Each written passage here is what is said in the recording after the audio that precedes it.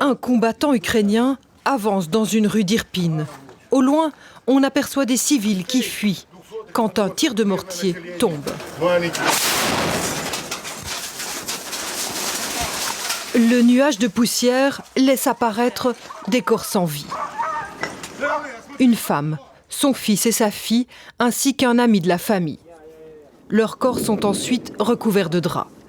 Leur chemin s'est arrêté brutalement alors qu'ils tentaient de fuir les bombes à Irpin, dans le nord-ouest de Kiev. Ils sont des centaines à quitter leur quartier précipitamment. Des enfants dans les bras, une dame âgée que l'on évacue sur une chaise roulante. In my house, we have about 3 families left, and I live on the 5th floor, so it's the most dangerous one from both sides. And yesterday, bombing been on the right, on the left, front, back. Tous tentent de fuir vers Kiev. Seul point de passage, cette planche en bois juste au-dessus de l'eau que tous doivent emprunter, tant bien que mal. Juste au-dessus, ce pont a été cassé pour ralentir l'avancée des troupes russes.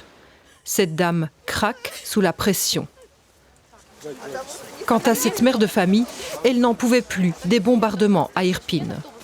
The lights and the sound is so scary, and the whole building is shaken. And I and my children, we were sitting like half of night in the doorway because it's like the safest place. L'exode de centaines de familles.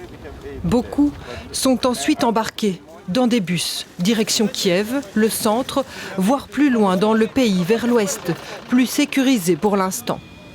Avec une question en tête, quand pourront-ils revoir leur maison, leurs proches, leur quartier ? Oui, ces personnes qui fuient les combats espèrent encore l'installation de couloirs humanitaires pour un exode sans risque et sans frappe. Seulement, ces chemins de secours tels que proposés par la Russie mènent la population ukrainienne en terre russe ou en terre contrôlée par les Russes. Explication de Benoît Feith. Mariupol assiégé par les troupes russes depuis plusieurs jours. Ici, comme dans d'autres villes du pays, des dizaines, voire des centaines de milliers de civils attendent désespérément la mise en place de couloirs humanitaires pour se réfugier en zone sûre. Et voici ce que Moscou leur a proposé ce matin.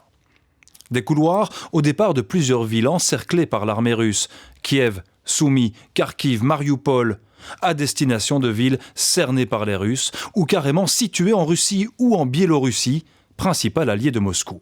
Une proposition catégoriquement rejetée par les autorités ukrainiennes. Ce n'est pas une option acceptable pour l'ouverture de couloirs humanitaires. Nos concitoyens n'iront pas d'Ivankov, de Dimer, de Vyshgorod, des environs de Kiev, jusqu'en Biélorussie, pour ensuite prendre l'avion pour la Fédération de Russie. Emmanuel Macron, qui avait tenté de négocier hier la mise en place des couloirs humanitaires avec Vladimir Poutine, a lui aussi souligné le cynisme de la proposition russe. La Russie plaide pour faire des couloirs humanitaires vers la Russie. Je ne connais pas beaucoup d'Ukrainiens qui ont envie d'aller se réfugier en Russie. C'est une hypocrisie.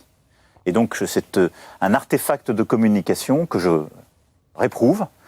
Tout ça n'est pas sérieux, c'est du cynisme moral et politique.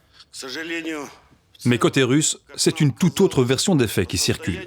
Moscou accusant l'armée ukrainienne de mener des attaques le long des couloirs humanitaires et de maintenir les civils en otage.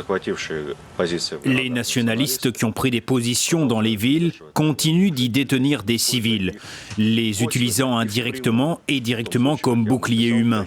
Il s'agit sans aucun doute d'un crime de guerre et il fera l'objet d'une enquête en conséquence. Ce soir, des centaines de milliers de civils ukrainiens sont donc toujours privés d'aide et de couloirs humanitaires, encerclés par l'armée russe à Mariupol, Kharkiv, Kiev et ailleurs. Des civils qui ont déjà payé un lourd tribut dans cette guerre, 400 morts depuis le début de l'invasion russe en Ukraine.